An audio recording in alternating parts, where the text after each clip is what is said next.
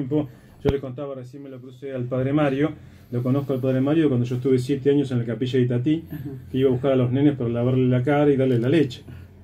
Fui por suerte y con orgullo uno de los que estuvo y participó en la construcción de todo el comedor infantil y el taller productivo. De hecho, todas las máquinas que se compraron ahí, todas las telas y todas las compré yo. Bien. Con los fondos del Banco Mundial que entraron en esa época, hace más de 10 años, a través de Acción Social. O sea que Entonces, tu trabajo solidario viene desde hace mucho. Claro, es un sentimiento. Yo soy digamos, muy devoto de la Madre Teresa de Calcuta y siempre quise de alguna manera mínima imitar ese evangelio viviente que ella decía, y de ahí un poco arranqué con eso. Después, desde el área, desde mi conocimiento del derecho de tantos años, dije, bueno, preocupado por la falta de conocimiento de la gente, de sus derechos, de los derechos que ampara la Constitución Nacional, se me ocurrió empezar a dar estas charlas. Empezamos hace unos 8 o 9 años con el doctor Campos, que lo invité. Le dije, venite porque podemos, vos das la parte médica, yo doy la parte de recursos de amparo, y empezamos a darle un poco de ilustración a la comunidad de Almirante Brown. Si me permitís, decimos que Jorge Campos es el médico que estuvo aquí hace 15 días en Honrar la Vida visitándonos, tan interesante. Exacto, así que bueno, el doctor Campos es un amigo de la infancia, es neurólogo, es un especialista en Alzheimer, que trabaja en el FLEN, es un catedrático, así que bueno, para mí, yo le dije, me es un orgullo que puedas estar al lado mío con este emprendimiento. ¿Cómo llegamos a dar las charlas? Ahí sería como una especie de segunda pregunta, que está bueno poder comentarlo. Esta inquietud personal se la trasladé al doctor Campos, y por mi participación, digamos, en el ámbito político del Almirante Brown, llegué a hablar con el intendente y le propuse, porque su preocupación también está en eso, en la intendencia del Almirante Brown, estoy hablando del doctor Cascallares, Mariano Cascallares, y con el secretario de Salud, el doctor Alejandro Costa. Le hice la propuesta, ellos me dijeron, dale para adelante, es muy interesante, te abrimos las puertas de los clubes, de los centros de jubilados, te hacemos los contactos, te hacemos el auspicio de la municipalidad, de la Secretaría de Salud, y vamos para adelante. Perfecto. ¿Por qué? Porque prestigia la gestión. Y bueno, un orgullo para mí porque me siento identificado con la gestión del Almirante Brown, y empezamos. Ahí largaron. Y se declaró, estas charlas están declaradas de interés municipal por el Consejo Deliberante del Almirante Brown. Bien. O sea, no es que y básicamente, sueltos, digamos, por ahí. Telmo, estas charlas a las que participé gratamente hace un tiempito, en una de ellas en Bursaco, versan o sea, es la misma temática. Vos llevás esta temática entonces de los recursos de amparo, este tema que queremos enfocar hoy, en esas charlas. Exacto, en realidad enfoco los derechos humanos. Ajá. Los tratados internacionales que amparan nuestros derechos humanos, que siempre trato de poner un poquito de iluminación sobre el tema de los derechos humanos, que social y culturalmente en estos últimos años la gente que desconoce el tema cree que ha quedado solamente para un sector de la sociedad los derechos humanos, porque sale en televisión, nada más que por eso. Y por eso también es un poco mi preocupación en demostrarle a la gente que debemos preocuparnos por esos derechos humanos consagrados en la Constitución Nacional y en los tratados internacionales. Perfecto. ¿Qué es un recurso de amparo? Un recurso de amparo es, digamos, pocas veces en una Constitución Nacional existen herramientas o remedios procesales. Estos son justamente los recursos de amparo. El recurso de habeas data, el recurso de amparo y el recurso de habeas corpus. Que ese es el más son nombrado. Los 3 recursos que tienen distinta connotación. Si quieren, bueno, les comento un poco brevemente cómo son cada uno. El recurso de habeas data, que tampoco la gente lo conoce, ¿no? Es cuando la información personal de una persona ha sido afectada por el Estado, por otra persona, por una empresa, y eso afecta sus derechos constitucionales. En ese caso, la persona debe acudir ante un juez para plantear que se modifiquen, se preserven y se cuiden sus datos personales. Bien. Hay muchos casos, Sí. que por estafas son víctimas de alguien que le robó la información personal, de las cuentas y de las DNI. Son reales, y digamos, no son reales, claro. y esa persona se ve afectada. Pero Bien. bueno, la gente no lo conoce. Perfecto. El recurso de amparo, concretamente el que planteamos, lo que más se hace hincapié, o por lo menos lo que más se ve, es en líneas generales cuando existe arbitrariedad de parte del Estado o de un particular o de otra persona sobre los derechos nuestros, sobre nuestro propio derecho. Se ve más notoriamente en el caso del Estado, por supuesto. Bien. Y a veces en los privados, como se da en el caso de la salud, Bien. ¿no? Que es un Las poco lo que que se llaman apunta. prepagas. Claro, por las parte de prepagas o las obras sociales, cuando dejan de cumplir arbitrariamente su función, uno debe inevitablemente acudir a un juez que, a través de este recurso constitucional y con fundamento en los tratados internacionales sobre el derecho a la salud, el derecho a una vivienda digna, el derecho de acceso a la justicia, por ejemplo, Exacto. con ese fundamento que tiene una innumerable cantidad de fallos y también de leyes supraconstitucionales, les digo, porque están en realidad desde 1994 con la reforma que se le llamó de la llamada de Alfonsín del Pacto de Olivos, de una reforma constitucional realmente brillante, debo decirlo, porque yo que la criticaba mucho, después me puse a estudiarla. En la práctica se vio que era la adquisición de derechos del ciudadano, porque ¿cuál es la diferencia entre la Constitución de 1853 a la del 94?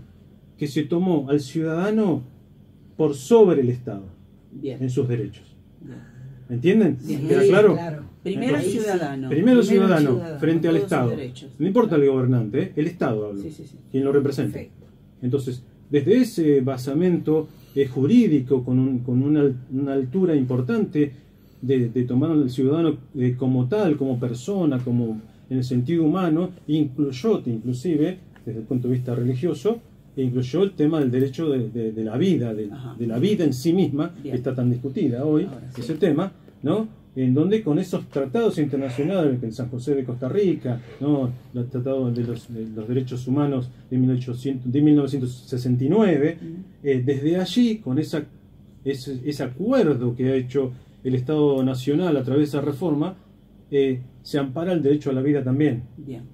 ¿No? En todos sus sentidos. Correcto. Y le dio la jerarquía, y repito, de la persona por sobre el Estado. Es muy importante eso. Y, Telmo, ¿cuándo hay que presentar, o un ciudadano, pensando en sus derechos, debería presentar un recurso de amparo? ¿Cuáles podrían ser situaciones posibles, digamos? Los casos típicos siempre apuntamos a la salud, ¿no? Que es lo típico, lo más habitual, y lo que últimamente, con estos cambios de normativas que se van dando, que donde las prepagas tienen mucho poder, conectadas con los gobiernos, y empiezan a cada vez cumplir menos, cada vez embarullar más, mejor dicho, a los derechos de la persona que está inscrita en esa prepaga u obra social, para no cumplir. O sea, en realidad es eso. La ausencia, que es lo que decíamos fuera del aire, la ausencia del Estado en el control, eso también tenemos que tener presente, la ausencia del Estado en el control de las instituciones, de las obras sociales, de las prepagas, de las empresas, de servicios en general, ¿no? Porque los derechos humanos hablan de eso. Claro. Si planteamos que el ser humano, el ciudadano argentino, está por sobre el Estado y sus derechos, que son innumerables, ¿no? Entonces tenemos que partir de esa premisa, que el Estado debe controlarlos. Claro, porque uno piensa, pagamos prepaga o tenemos obra social. Pueden darse las dos. Sí, Es cualquiera de más, las en dos. una misma persona uno puede tener las dos condiciones. Sí, también. Ahora, el que paga dice, bueno, otro puede pensar, tengo todos los derechos porque estoy pagando. Y si tengo PAMI o tengo IOMA o tengo otra obra Que social... IOMA también se paga, porque y PAMI sí, también, no es que no, gratis claro. no sale nada. Pero me refiero desde el punto de vista del aporte laboral. Sí, Lo sí. otro es un aporte que uno hace aparte, que lo saca Tal de cual. otro lado, ¿no? No es del descuento laboral. Entonces yo digo, a ver, ¿qué pasa con estos derechos? Todos tenemos los mismos. Tal cual. Ahora, sí. ¿quién dice cuándo sí, cuándo no? ¿Cuándo me corresponden y cuándo no me corresponden? Por eso, a ver. Ahí está la cuestión. Hoy Claudia me lo preguntaba fuera del aire y más o menos lo fuimos delineando. Lo que tenemos que tener como premisa fundamental es, insisto, la Constitución Nacional como norma superior a todas las normas que existen en el país. Bien. De ahí, artículo 75, inciso 23, habla de los derechos en general, del derecho a la salud, insisto con lo mismo, de todos los derechos que tenemos como seres humanos. Y hoy por suerte en Google, si se ponen a leerlo, se van a quedar asombrados y maravillados de la cantidad innumerable de derechos que debe cumplir el Estado en beneficio del ciudadano, en todas las facetas, la laboral, jubilación, la discapacidad, la salud, la vivienda, en la cual desde siempre, de tiempos inmemoriales, el Estado cumple, algunos estados, algunos gobiernos más, otros menos, cumple en un 30%, digamos. Ese es el porcentaje. Y ese es mi cálculo. Siempre hablo en primera persona, mi pensamiento, ¿no? Claro, porque estamos dando una cosa muy pesimista, ¿no? No sé si... No, claro. no. Bueno, pero las muestras están. Vayamos Mirá, a la fuente. yo les cuento una Claro, cosa, les cuento un claro. ejemplo para dar un ejemplo. Y un ejemplo del derecho laboral. Sí. Siempre desde hace más de 20 años que la justicia del trabajo está estrictamente justamente para defender al trabajador, hacer justicia, poner un equilibrio entre el empleador, que siempre de una manera u otra tiene un abuso por poder, ¿no es cierto?, contra el trabajador, y no quiero ser socialista con esto, pero la realidad de 26 años de ser laboralista, pero tengo una innumerable cantidad de ejemplos. Siempre estuvo con ese equilibrio digamos, de establecer insisto con esto, de un equilibrio entre los derechos del trabajador y del empleador y su empresa. Bueno, los cambios fueron dándose en estos últimos tiempos, en el cual, por ejemplo, y ahí voy a esto concreto de lo que pasa en el Estado, que ahora la jurisprudencia, los jueces están fallando de que en vez de que usted tiene un accidente trabajando, en vez de acudir a la justicia para que se repare los daños del accidente laboral frente a las ART, las aseguradoras de riesgo del trabajo, la justicia se declara incompetente. Dos casos tengo, de ahora, de hace 15 días atrás. Se declara incompetente, dice, porque no ha pasado el actor por las comisiones médicas de la Superintendencia de Riesgo de Trabajo y de las ART. Desde hace muchísimo tiempo es importante que la justicia sea el basamento, sea nuestro paradigma de defensa de frente al Estado. Siempre se ha declarado inconstitucional la ley de riesgo de trabajo cuando uno presenta la demanda. El juez falla, que lo declara inconstitucional, y de esa manera uno activa todos los mecanismos que establece la parte civil del código para el daño sin perjuicio, el daño moral, el daño psicológico, que es lo que corresponde, porque un trabajador que ha perdido un miembro, pongámosle, ¿no?, que me ha pasado, que ha quedado con una parálisis parcial, fruto de un accidente de trabajo, también sufre daños morales y daños psicológicos. La ley de riesgo de trabajo no la contempla. ¿Se dan cuenta lo que Solo es? Que quedamos... los daños físicos. Claro, solamente la discapacidad. Las discapacidades. Sería el daño físico. Pero sí, la RT se hace cargo automáticamente. Claro, Eso entre sí. comillas, no en todos los casos. Ajá. Por eso le digo, hay un folclore importante cuando el Estado es cómplice indirectamente de que quien debe cumplir una obligación, como en este caso las ART, no las cumplen, no le dan a la asistencia que corresponde al trabajador en muchos casos. Y si la dan, ¿qué hacen? Pongámosle una persona, muchas veces pasa de 40 años, ya tienen problemas cervicales, problemas de cintura. No, estos le dan una cobertura por un mes y después le rechazan el siniestro. Dice que no porque vaya a la obra social porque eso ya no corresponde. Cuando en realidad corresponde porque fue un accidente de trabajo el que lesionó lo que ya tenía. Y yo me pregunto, ¿no hubo abusos que por esto es que está pasando quizás que tantos... Claro, porque uno, a ver, es muy justo poder hablarlo desde todas las campanas, ¿no? Porque a veces el empresario puede decir, bueno, no sé, tengo X cantidad de empleados y hay un 50% que no puede trabajar. ¿Cómo subsiste una empresa con la mitad de empleados que no trabajen? Yo digo, ¿puede pasar que por esto ahora haya estas mirá, cosas no equilibradas? Te como entiendo vos le dónde decís? querés apuntar. Claro. Se ha hablado mucho de la Para industria, buscar un de la industria del porqué, juicio laboral. Claro, Todo. exacto. Yo me acuerdo de la época de Menem. Menem hablaba porqué. también del derecho laboral, que no hay ninguna industria. A ver, vamos a empezar y lo conecto directamente con la inseguridad. Miren la conexión que les voy a hacer, ¿no? Son temas heavy. ¿Qué pasa? No hay ninguna industria de nada. ¿Por qué? Porque las empresas no cumplen con las normas de seguridad e higiene. Ajá. Entonces no le dan casco, no le dan los unchos para seguridad de la cintura para que no sufra una lesión, no le dan bolsego, no le dan casco, no cumplen con las normas de seguridad, por ejemplo en las escalinatas para que no patinen. Tengo estos dos casos que me rechazaron, se declararon incompetentes para que vuelva a las comisiones médicas. Uno de ellos, el muchacho lo agarró una zorra. La zorra es ese aparato que mueve mucho peso. Se fue para atrás y lo apretó contra una columna al muchacho. Tuvo problemas de hernia inguinal, tuvo problemas cervical, o sea, el muchacho de 20 y pico de años, con un montón de problemas. ¿Y qué pasa? ahí la empresa dijo, no, bueno, nosotros no, y la RT dijo, no, estos tenían problemas de antes, cuando las resonancias magnéticas lo decían, Claro. Claudia. Ahora, no se está teniendo, o por lo que uno escucha, yo digo por lo que escucho, lo que uno conversa, quizás los fundamentos los tenés más vos que tenés casos concretos. No se está cuidando más, tanto desde el Estado como de los empresarios privados, esto de los elementos, de los borcegos en este tipo de trabajo, los arnés, etcétera. Hay Yo casos, escucho, yo soy asesor yo de lo que empresas, escucho, además de hacer derecho digo. laboral, por eso que yo entro a las empresas. Nada Hay más. casos que están complementándose. Más. Pero ¿qué pasa? Claro. El problema es que se hacen que los trabajadores, en muchos casos, cumplan actividades que son altamente nocivas, sin las herramientas necesarias. Claro, por eso digo. De seguridad hablo, ¿eh? Sí, sí. Por ejemplo, fábricas que hacen epoxi, que es una pintura especial para los caños que se ven, por ejemplo, los caños de gas. Sí, que Esa son pintura amarilla. inalterables. Bueno, después esas eso es plomo pinturas. puro, puro Claro. plomo eso. Bueno, me han venido casos que he llevado a la justicia en la cual los trabajadores trabajaban sin barbijo, sin las herramientas necesarias, estaban mal de los pulmones, o sea, a ver, o sea, ¿entendés? Yo no, a ver, yo soy asesor de empresas, y no quiero que las empresas se fundan, que quiebren.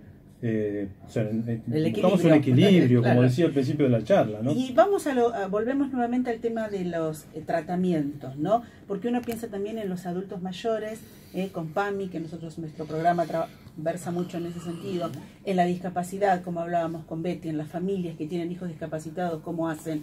Entonces, bueno, queríamos ir por ese lado. ¿Los recursos de amparo llegan a buen término, no? ¿Cómo está eso? Mira, en Claudia, cuanto a este tema, ¿no? y la audiencia. Por eso insisto en esta charla que vamos dando con el doctor Jorge Campos en Almirante Brown, insisto en que tienen que conocer este mecanismo de defensa del ciudadano, ¿no? Justamente, bueno, mañana, 4:30 de la tarde, estamos Sí. en el Centro de Capacitación para la Mujer ahí José Mármol, en Sáenz al 275, estamos Bien. a las 4:30 de la tarde. Es para eso el recurso de amparo, justamente, para los casos de personas con discapacidad o personas que tienen problemas de enfermedad, en la cual la prepaga o las obras sociales no se resisten a cumplir con lo que disponen los médicos, darle la prótesis, darle el tratamiento adecuado, poner la asistente terapéutica, o sea, ¿no? Porque hay distintos casos. ¿Cómo es el mecanismo de recurso de amparo? ¿No? Que la gente podrá estar preguntando ahora. No es nada complicado si uno tiene las herramientas necesarias. Primero, necesitamos tener una historia clínica del paciente absolutamente clara y concreta, con fundamentos científicos médicos adecuados. Bien. Donde se describa la patología, donde se describa cuál es el padecimiento, el tratamiento que tiene que llevar Bien. a cabo. Segundo, si es la obra social, la prepaga que se resiste, ellos siempre lo hacen por medio de notas, o sea que hay documentación que acredita que lo rechazaron, que cubre la mitad, por ejemplo, un caso concreto que ahora voy a contar, que cubría la mitad del tratamiento, la mitad del costo del tratamiento. Costo, cuando es muy costoso será Claro. eso. Sí, ¿O no sé si será muy costoso, pero cubría la mitad. La mitad. Eran, pongámosle, 12.000 pesos, le cubría 6.000. De un tratamiento que era para una nena que tiene un autismo en un grado leve y que necesitaba hacer una, digamos, charla de educación especial en una institución que es adecuada para eso. Y idioma cubría la mitad. Bien. Entonces, ¿qué se hizo? Primero se hace el reclamo en la obra social o prepaga con las notas correspondientes para evitar gastos de abogado innecesarios, ¿no? Porque normalmente pasa, la mayoría de la gente que le pasa esto no tiene poder adquisitivo, pues bueno, voy al abogado automáticamente, eso lo sabemos. Entonces, notas, carta de documento, que ahí tal vez sí debería ir con un abogado, que le cobrará hacer el texto reclamando la obra social o la prepaga. Con eso, la historia clínica, todo bien detallado, uno va a un abogado y le plantea que necesita, con carácter de urgente y con el fundamento científico médico, un recurso de amparo. Bien. ¿Qué hace el abogado? Con conocimiento, obviamente, de la materia, porque no todo el mundo tiene claro, conocimiento se de esto. dedica. Por ser abogado no significa que tenemos que conocer Todo, claro, Yo no sí, hago sí. derecho administrativo, pero Claro. si me pongo a estudiarlo, bueno, lo hago. Pero no me interesa, por eso que nunca lo he hecho. Con eso el abogado inicia una demanda, que justamente el título es recurso de amparo, donde plantea esto que está pasando, con claridad y concretamente qué es lo que está necesitando la persona que lo plantea y cuál es el derecho vulnerado por el Estado, en este caso obra social o prepaga. Bien. dentro de eso plantea lo que se llama una medida cautelar. La medida cautelar es en sí misma autónoma del proceso del recurso de amparo y que implica que la persona le está diciendo al juez: su señoría, necesito que urgente, preventivamente, cautelarmente, se me dé los medicamentos que necesito, se obligue a IOMA, a la prepaga, a que le pague o le transmita a la institución que me tiene que dar el tratamiento ya, por un riesgo de vida, por un riesgo de salud.